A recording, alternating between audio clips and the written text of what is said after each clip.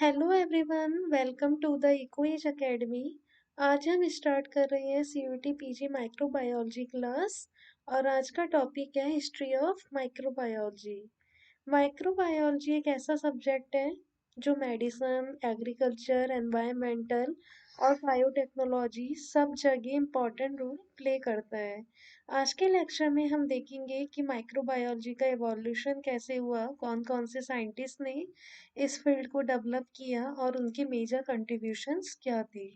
अगर आप CUET PG, GATE, IIT JAM जैसे कॉम्पिटिटिव एग्जाम्स की तैयारी कर रहे हैं तो ये टॉपिक आपके लिए बहुत बहुत ज़्यादा इम्पॉर्टेंट है, क्योंकि ये टॉपिक हर एग्जाम में पूछा ही जाते हैं। तो चलिए बिना टाइम वेस्ट किए स्टार्ट करते हैं आज का अपना session. Imagine a world where we don't know about bacteria, viruses, or even the reasons behind diseases. People believed life could appear from the non living things. But then brilliant mind changed our understanding forever. Welcome to the history of microbiology, a journey of discoveries that shaped modern science. तो देखते हैं microbiology क्या है। आप सभी को पता होगा माइक्रोबायोलॉजी क्या है। सबसे पहले हम माइक्रोबायोलॉजी का मीनिंग समझते हैं।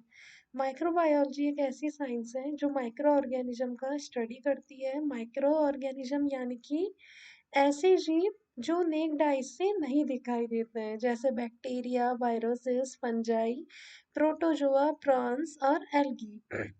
ये छोटे छोटे organism human health, disease, food industry और एनवायरनमेंट सब जगह इफेक्ट करते हैं। तो अगर आप समझना चाहती हैं कि बीमारियां कैसी होती हैं, मेडिसिन्स कैसे बनती हैं और फर्मेंटेशंस कैसे होता है, तो माइक्रोबायोलॉजी बहुत इम्पोर्टेंट सब्जेक्ट है। It means microbiology is the study of microorganism, microbes, which is only visible with a microscope. It includes bacteria, viruses, prions, protozoa and algae.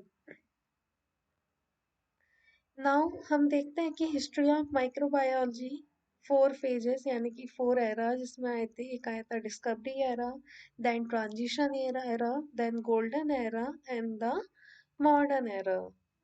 अब हम देखते हैं ancient beliefs and discovery era यानी कि spontaneous generation theory. पुराने समय में लोग स्पॉन्टेनियस जनरेशन थ्योरी को मानते थे।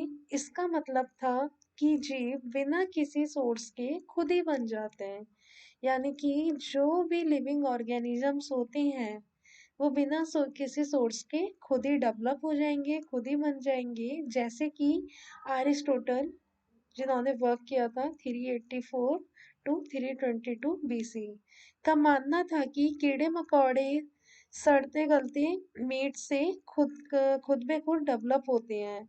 इस थ्योरी को लोगों को हजारों सालों तक माना, लेकिन बाद में एक्सपेरिमेंट ने इसे गलत प्रूफ कर दिया।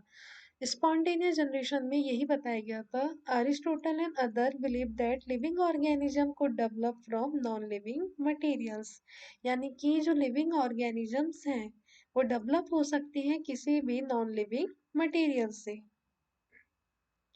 फिर आए थे कौन? रॉगन बेकन, यानी कि 13th सेंचुरी में ये आए थे। इन्होंने जर्म थ्योरी का अर्ली हिंट दिया था। इन्होंने कहा था 13th सेंचुरी में रॉगन बेकन ने एक थ्योरी दी थी जिसमें इन्होंने बताया था कि बीमारी किसी छोटी सीड या जर्म की वजह से होती है। ये कॉन्सेप्ट बाद में जर्म थ्योरी ऑफ डिजीजेस का बेस बना। In 13th century, Rogan Bacon described that disease caused by a minute seed or germ. अब हम बात करते हैं डिस्कवरी एरा की। डिस्कवरी एरा में सबसे पहले साइंटिस्ट जो आए थे वो थे एंटोन वैन ल्यूवेनहॉक, जिन्होंने वर्क किया था 1632 से 1723 तक। देखिए, एग्जाम में जो सीयूटी पीजी माइक्रोबायोलॉजी का एग्जाम है उसमें डेट्स, ईयर वगैरह नहीं पूछे जाते हैं। ईयर्स वगैरह आपके लिए इतने ज़्यादा इम्पोर्टेंट नहीं है। मेन आपको साइंटिस्ट के नेम पता होने चाहिए, किस साइंटिस्ट ने क्या डिस्कवर करा है, ये चीज़ें आपको पता होनी चाहिए। जब जो मैंने आपको पूरा स्टडी मटेरियल इस पीपीटी में प्रोवाइड कर दिया है। अब एंटोनी वैन ल्यूवेनहॉक ने क्या किया था? माइक्रोबायोलॉजी का असली रिवॉल्यूशन स्टार्ट हुआ एंटोन वैन ल्यूवेनहॉक से, जो फादर ऑफ माइक्रोबायोलॉजी भी कहलाती है। उन्होंने 1676 में अपनी पावरफुल माइक्रोस्कोप से छोटी-छोटी लिविंग ऑर्गेनिज्म को ऑब्जर्व किया और उन्हें नाम दिया एनिमल क्यूब्स। आज हम इन्हें बैक्टीरिया और प्रोटोजोआ भी कहते हैं। तो सबसे पहले एंटोनी वेन ल्यूवेनॉक ने डिस्क्रिप्शन दिया किसका, protozoa, basic types of bacteria, east and algae. जैसा कि मैंने आप सभी को ही बताया भी था, फादर ऑफ माइक्रोबायोलॉजी भी थे। In 1676, he observed and described microorganisms such as bacteria and protozoa as animalcules. The term microbe is used by Sedilot in 1878. I hope आपको ये क्लियर होगा एंटोनी वेन ल्यूवेनहॉक के बारे में, जो मैंने अभी आप सभी को बताया है। उसके बाद आया हमारा ट्रांजिशन एरा, जिसमें सबसे पहले जो साइंटिस्ट आए वो थे फ्रांसिस्को रेडी, जिन्होंने वर्क किया 1626 से 1697 तक। He showed that maggots would not arise from decaying meat when it is covered. Francisco Reddy ने एक एक्सपेरिमेंट किया जिसमें एक जार को कवर किया और दूसरे जार को ओपन रखा। सिर्फ ओपन जार में मैगोट्स आए। इससे प्रूफ हुआ कि मैगोट्स सड़ते मीट से नहीं बल्कि फ्लाइज के एग से आते हैं। आई बात समझ में? ये जो थ्योरी थी ये अगेंस्ट थी किसके, स्पॉन्टेनियस जनरेशन के, क्योंकि स्पॉन्टेनियस जनरेशन में तो ये बताया गया था कि नॉन लिविंग मटेरियल से आते हैं, पर इस थ्योरी में क्या बताया गया कि किसी भी सड़ते मीट से नहीं आते मैगोट्स, बल्कि फ्लाइज के एग से आते हैं। आई बात समझ में? फिर आए जॉन निथाम, जिन्होंने वर्क किया 1730 to 1781, supporter of the spontaneous generation theory. He proposed that tiny organism, it means animalcules, arise spontaneously on the mutton gravy. He covered the flask with cork as done by Reddy. Still the microbes appeared on mutton broth.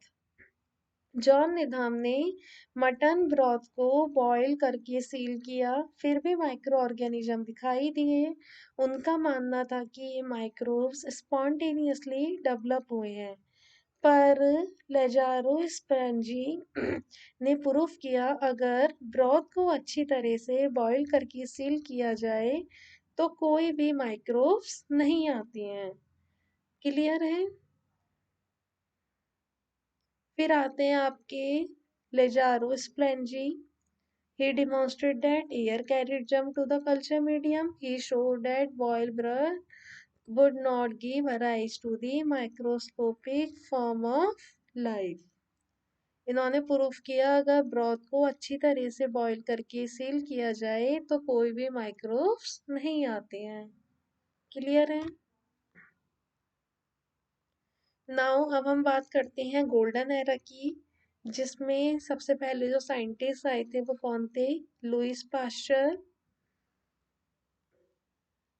Louis Pasteur ने work किया था 1822 to 1895। 1822 to 1895 इन्होंने work किया था। यही father of modern microbiology भी जाने जाते हैं।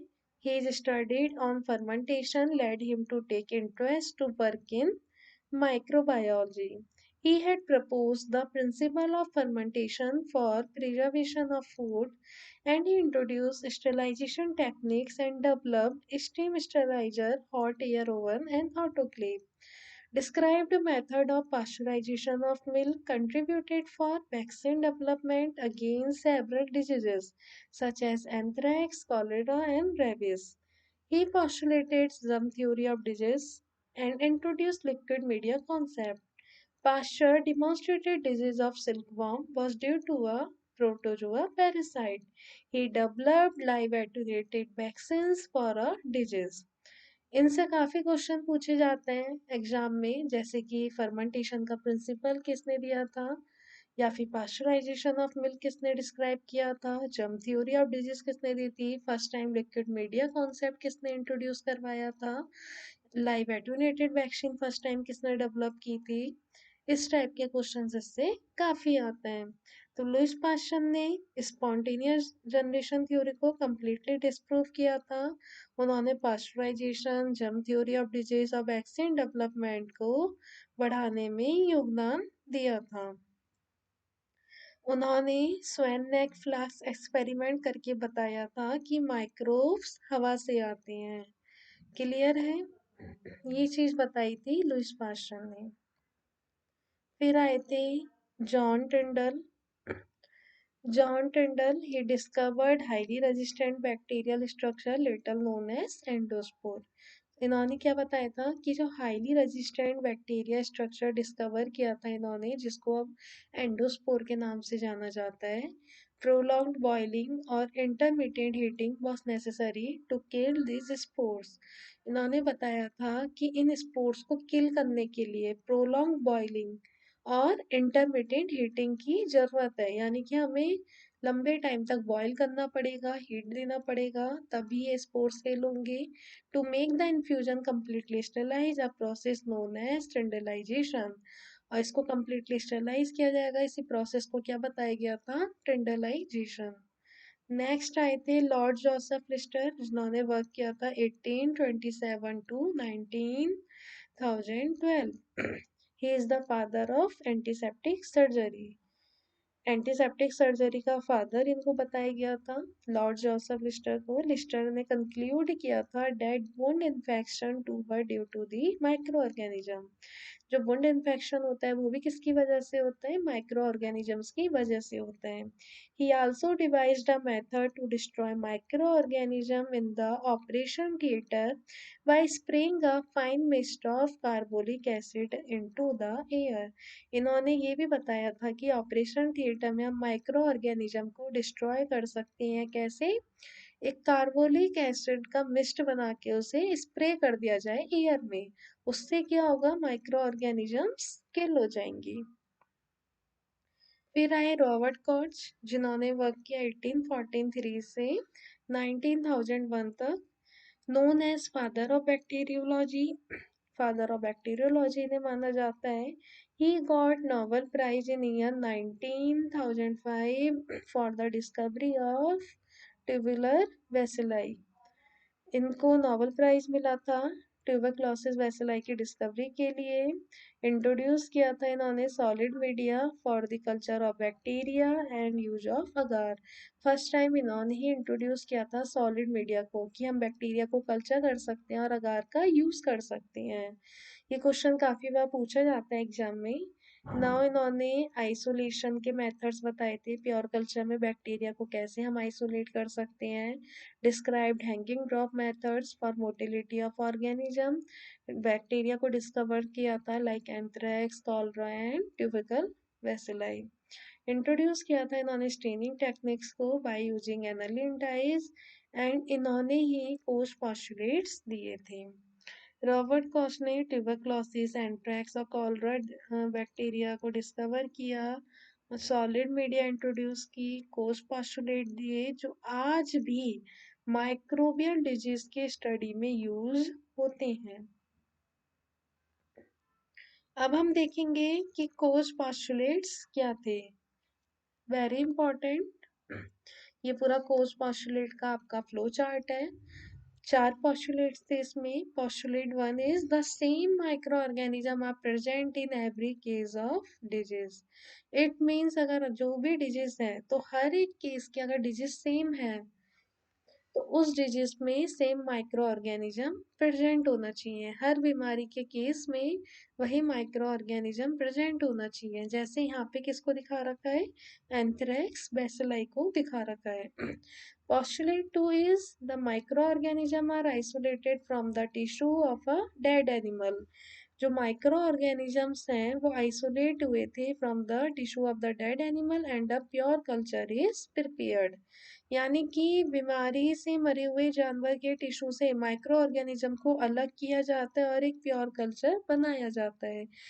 क्या करेंगे, जो डेड एनिमल था उसके टिश्यू से हम माइक्रो ऑर्गेनिज्म को आइसोलेट कर लेंगे। जैसे कि यहाँ पे रेड माइस दिखा रखा है, हमने माइस से क्या कर लिया, एंथ्रेक्स बैसिलाई को आइसोलेट कर लिया और उसको प्योर कल्चर में प्रिपेयर कर लिया, यानी कि प्योर कल्चर में उसको ग्रो करवा लिया। Postulate third is microorganisms from the pure culture are inoculated into a healthy, susceptible animal. The disease is reproduced. अब जो माइक्रो ऑर्गेनिज्म हमने इनोक्यूलेट किया था प्योर कल्चर में, वो हम इंट्रोड्यूस करवाएंगे किसी हेल्दी ऑर्गेनिज्म में। उसके बाद हेल्दी एनिमल में इंट्रोड्यूस करवाने के बाद सेम डिजीज उसमें रिप्रोड्यूस होगी। प्योर कल्चर वाले माइक्रो ऑर्गेनिज्म को एक हेल्दी ससेप्टिबल जानवर में इंजेक्ट किया जाएगा, जिसमें उसमें भी वही बीमारी डेवलप होगी। Postulate 4 is the identical microorganisms are isolated and recultivated from the tissue specimens of the experimental animal. It means experimental animal से वही माइक्रो ऑर्गेनिज्म फिर से आइसोलेट किया जाता है जो पहले वाले माइक्रो ऑर्गेनिज्म का आइडेंटिकल होता है। आई होप आपको ये चारों पॉस्टुलेट्स क्लियर हो गए होंगे। कुछ नहीं है, बहुत इजी है। सबसे पहले हमें ये जानना है, ये बताया गया है कि हर डिजीज के जितने भी वो केसेस होंगे, जो सेम डिजीज के केस होंगे उसमें सेम माइक्रो ऑर्गेनिज्म प्रेजेंट होगा। फिर उसके बाद हम उस माइक्रो ऑर्गेनिज्म को आइसोलेट करेंगे और इनोक्यूलेट करेंगे प्योर कल्चर में। फिर वो माइक्रो ऑर्गेनिज्म हम क्या करेंगे, इंट्रोड्यूस करवाएंगे किसमें, हेल्दी एनिमल में। उस हेल्दी एनिमल में सेम डिजीज रिप्रोड्यूस होगी। उसके बाद उस हेल्दी एनिमल में भी क्या होगा, आइडेंटिकल माइक्रो ऑर्गेनिज्म आइसोलेट होगा, जो कि हमारे एक्सपेरिमेंटल एनिमल में हुआ था। क्लियर है। उसके बाद कौन साइंटिस्ट आए थे, फैनी इलिश्मिनियस हेसी। ये one of the coach assistant first propose the use of agar in culture media. Coach के असिस्टेंट थे जिन्होंने क्या कहा था, कल्चर मीडिया में अगार का यूज बताया था।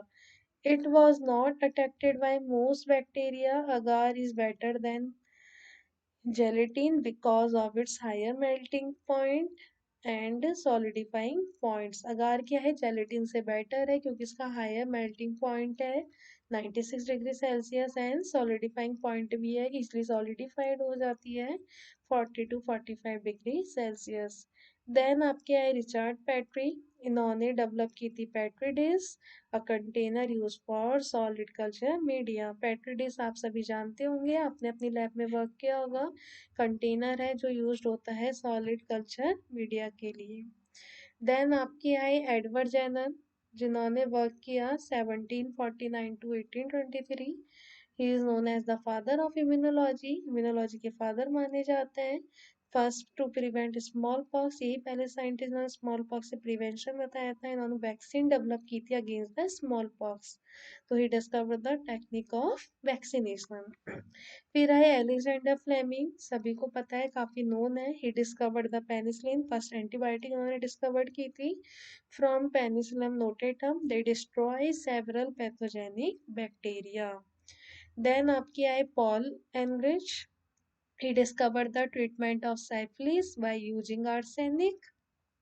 इन्होंने ट्रीटमेंट डिस्कवर किया था किसका, साइफिलिस का, किसका यूज करके, आर्सेनिक का यूज करके। He studied toxins and antitoxins in quantitative terms and laid foundation of biological standardization. फिर ये इम्पॉर्टेंट डिस्कवरीज हैं जो आपके एग्जाम के लिए बहुत इम्पॉर्टेंट है, ये आपको पता होने चाहिए। कुछ बैक्टीरिया हैं उनकी डिस्कवरी, जैसे कि हैंसन। हैंसन ने क्या डिस्कवर किया था, एडवांसमेंट इन माइक्रोबायोलॉजी, ये बता रखा है।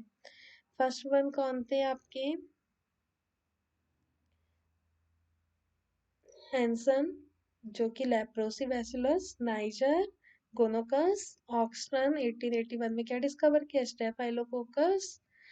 फिर आई लॉफरर 1884 डिप्टेरिया बैसिलस डिस्कवर्ड किया। रॉक्स एंड वर्सिन ने डिप्टेरिया टॉक्सिन डिस्कवर्ड किया।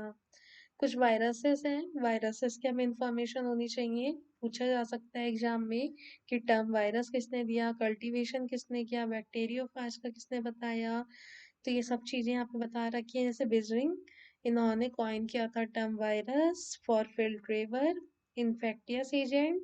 पास्चर ने डेवलप किया था रेबिस वैक्सीन। फिर Goodpasture cultivation of virus on chick embryos. Charles Chamberland one of the Pasteur associates, इन्होंने कंस्ट्रक्ट किया था porcelain bacterial filter, porcelain bacteria filter इन्होंने डिस्कवर किया था। नाउ टॉट एंड डी हेरेली जिन्होंने डिस्कवर किया था बैक्टीरियोफाजिस। देन एडवर्ड जेनन, इन्होंने डिस्कवर किया था वैक्सीन फॉर स्मॉल पॉक्स।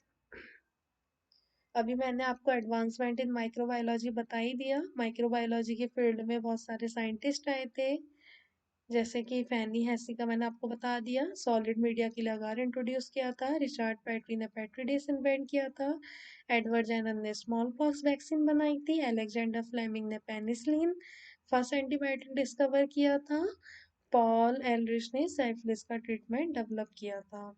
तो आज हमने देखा कि माइक्रोबायोलॉजी का इवोल्यूशन कैसे हुआ, कौन कौन से साइंटिस्ट ने इस फील्ड में वर्क किया, कंट्रीब्यूट किया और उन्होंने कौन कौन से एक्सपेरिमेंट किए।